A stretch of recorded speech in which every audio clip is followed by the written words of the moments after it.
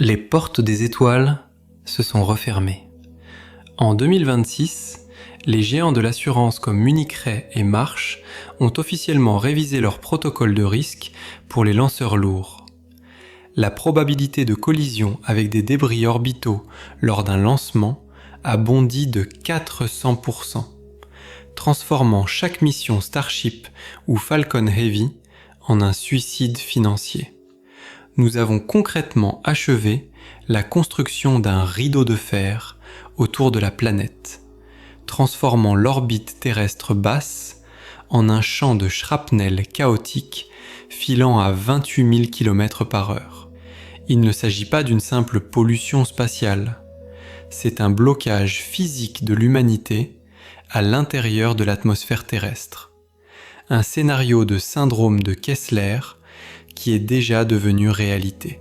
Aujourd'hui, vous allez découvrir pourquoi les systèmes actuels de nettoyage orbital ne sont qu'un conte de fées pour ingénieurs et investisseurs, et comment un seul boulon perdu à 400 km d'altitude nous a définitivement fermé le chemin des étoiles pour les 2 prochains siècles. À ce jour, plus de 30 000 objets de plus de 10 cm se trouvent en orbite terrestre basse, suivis par les radars de la Space Force. Mais la véritable mort se cache dans la couche invisible. Selon les ingénieurs en balistique, plus d'1 million de fragments mesurant entre 1 et 10 mm gravitent autour de la Terre. Dans les conditions de la mécanique orbitale, une particule d'1 gramme arrivant sur une trajectoire opposée possède l'énergie cinétique d'un camion lancé à pleine vitesse. En 2025, nous avons franchi le point de non-retour. La densité des objets a atteint une telle concentration que les collisions ont commencé à se produire en cascade, sans intervention humaine. Chaque impact génère un nuage de milliers de nouveaux fragments qui, à leur tour, détruisent les appareils voisins. Nous avons déclenché une réaction en chaîne de débris autoreproducteurs et nous n'avons aucun interrupteur pour arrêter ce processus. L'analyse technique de l'effondrement des portes des étoiles doit commencer par le mythe du nettoyage laser. Dans les communiqués de presse des startups, on voit souvent passer des idées de canons laser qui vaporiseraient les débris ou les pousseraient dans l'atmosphère. En tant qu'ingénieur, je vous le dis franchement, c'est une utopie physique. Pour modifier l'orbite d'un morceau d'aluminium de 100 grammes à une distance de 500 km, il faut une puissance d'impulsion laser comparable à la consommation électrique d'une petite ville. De plus, en tentant de vaporiser un fragment, vous risquez de le fragmenter en milliers de particules encore plus petites et dangereuses, que les radars ne verront plus du tout. On ne peut pas passer l'aspirateur dans le vide. L'orbite n'est pas une pièce, c'est un système dynamique de vecteurs où toute tentative d'action de force génère un chaos imprévisible. En 2026, nous faisons face à une réalité où le ciel est devenu un champ de mines dont les cartes changent chaque seconde. Une menace particulière pèse sur les fusées lourdes. Plus la surface de votre lanceur est grande, comme c'est le cas pour les méga-fusées de type Starship, plus la probabilité est élevée qu'un fragment aléatoire perfore un réservoir de carburant ou détruise le compartiment moteur avant même d'atteindre l'altitude opérationnelle.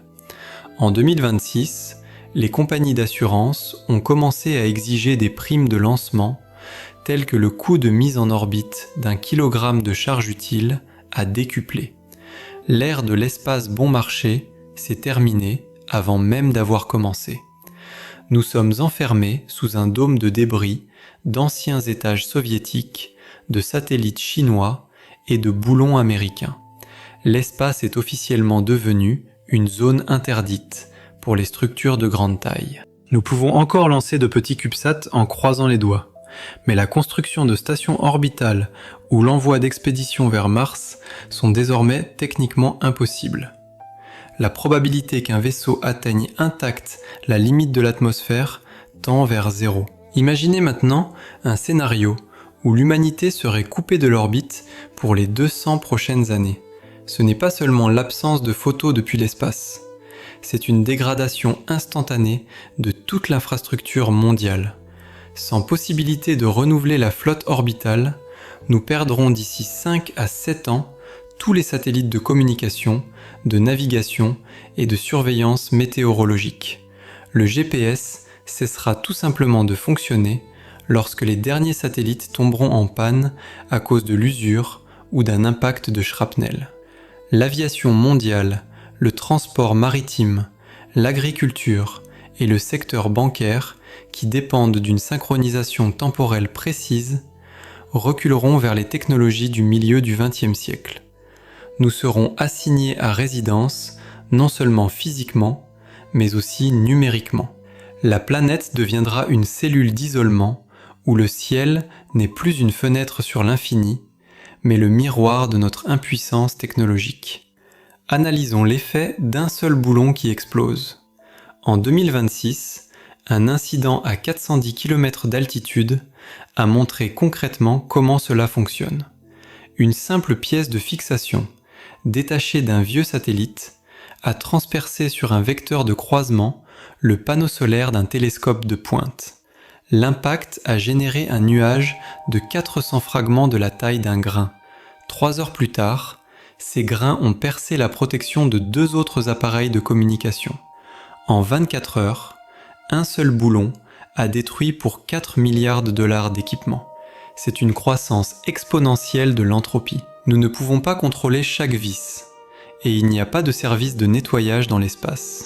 Le syndrome de Kessler n'est pas le futur, c'est déjà un fait consigné dans les registres de la Space Force américaine. Nous attendons simplement le moment où la masse critique de collision rendra l'orbite basse physiquement impénétrable pour tout objet. La composante géopolitique de cet effondrement est encore plus cynique. Les grandes puissances, comprenant l'inévitabilité de la fermeture des portes des étoiles, ont commencé à utiliser les débris comme outil de dissuasion. Si je ne possède pas le ciel, personne ne le possède. Tel est le slogan de la nouvelle course à l'espace. La destruction volontaire d'anciens appareils sur les orbites des concurrents devient une forme de guerre hybride. La Chine, la Russie et les États-Unis s'accusent mutuellement d'irresponsabilité. Mais en réalité, chaque lancement en 2026 est une contribution potentielle à l'édification de notre crypte orbitale commune. Nous avons nous-mêmes créé un rideau plus hermétique et plus fiable que n'importe quelle sanction. L'espace a cessé d'être un bien commun, il est devenu un dépotoir partagé qui nous enterrera. Pourquoi ne pouvons-nous pas simplement faire tomber les débris ? Parce que les lois de la balistique sont impitoyables. Pour qu'un objet retombe dans l'atmosphère et brûle, il faut lui donner une impulsion négative.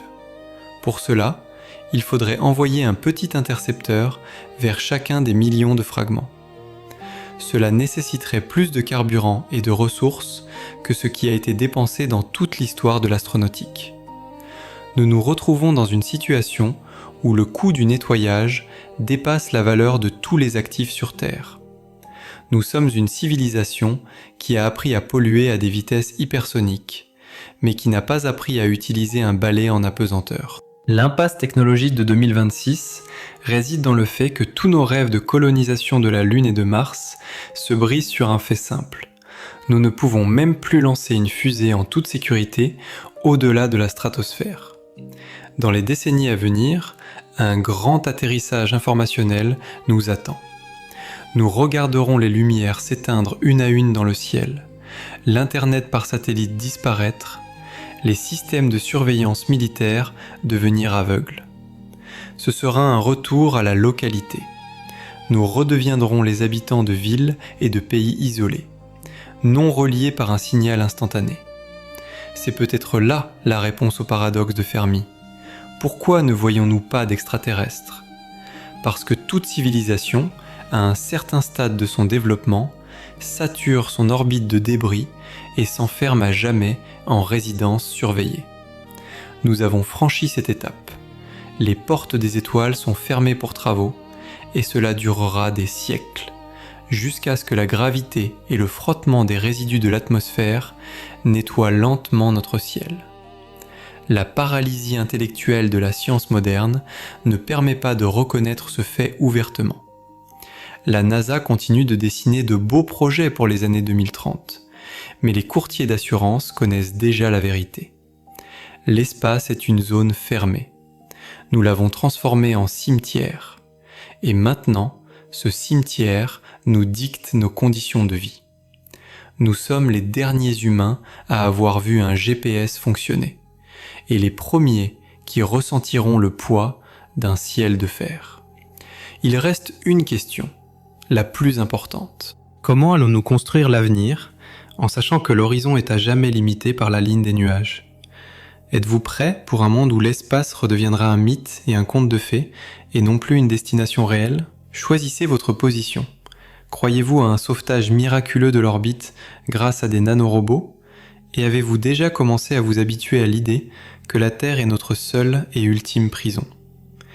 Dites-nous en commentaire quelle technologie vous manquera le plus lorsque le rideau de fer de Kessler sera définitivement tombé. Et n'oubliez pas, la prochaine fois que vous verrez une étoile filante, il s'agira probablement d'un énième débris de notre futur se consumant dans l'atmosphère. Il est intéressant de noter que nous avons nous-mêmes, de nos propres mains, créé ces barrières. C'est une fin ironique pour une espèce qui rêvait de voyages interstellaires. Nous avons été trop avides et trop rapides pour être prudents. Maintenant, nous avons le temps de réfléchir. Beaucoup de temps. Environ 200 ans de silence et d'isolation, jusqu'à ce que le ciel au-dessus de nous redevienne propre et vide. Bienvenue sur Terre, la planète dont il n'y a plus d'issue. Vous pouvez continuer à investir dans les actions des compagnies spatiales et à acheter des séjours en orbite. Mais la vérité est que votre argent brûlera aussi vite que le revêtement d'un satellite lors d'une collision avec un boulon. La réalité de 2026 est sans pitié pour les optimistes. Nous avons atteint la limite de l'expansion sans même franchir le seuil de notre maison. Ironique, n'est-ce pas ? Nous cherchions une vie intelligente dans l'univers, mais nous n'avons finalement trouvé que nos propres déchets, qui nous empêchent désormais de regarder autour de nous. Que ferons-nous ensuite ? Probablement apprendre à nouveau à apprécier ce que nous avons sous nos pieds. Quand le ciel est fermé, la terre devient l'unique sens. C'est peut-être là le but du grand rideau. Nous forcer enfin à faire le ménage chez nous avant d'aller voir nos voisins galactiques. Mais c'est une toute autre histoire que nous nous raconterons les uns aux autres sans l'aide des communications par satellite. Préparez-vous au silence. Il est déjà en orbite. Il vole déjà vers nous à la vitesse de la première vitesse cosmique. Et rien ne pourra l'arrêter.